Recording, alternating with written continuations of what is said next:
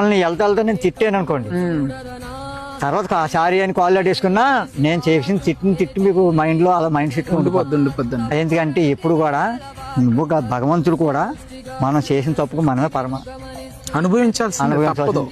అంటే అవి బాబు నేను పూజ చేశాను 10 కొబ్బరికాయలు కొట్టాను అని నేను అనుకుంటాను. ఆ శివరాత్రికి ఒక బత్త ధాన్యం ఇచ్చేసాను, బియ్యం ఇచ్చేసాను, దేవుడు క్షమించాడు. ఎక్కడ మన పాపం అక్కడ మూట కట్టేసి ఉంచుతాడు. ఎంతవరకు ఉండాలో అంతవరకే. అదంతా ఎందుకంటే చిన్న విషయం చెప్తాను. 2 ఎడ్ల బండి తోలిపోలే మేము, 10 మంది ఇలా జనం కూర్చుండేవారు.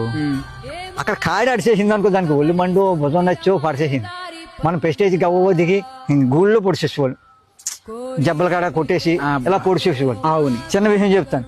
ఎద్దును కదా, ఎద్దుల్ని లాగేటప్పుడు మెరకెక్కాడు ఆ చేప అనేది మన ఎద్దు ప్రెస్టేజ్ కోసం. చిన్న విషయం చెప్తున్నాను, ఇది తప్పు మీరు చేశారా అంటే నేను తప్పు. అది మనం చేసింది. అది అంత ఎందుకు, ఇప్పుడు కాలు వాడు అటువాడు గుద్దాడు, మోసప్పుల్లో చిదిగిపోయింది నాది.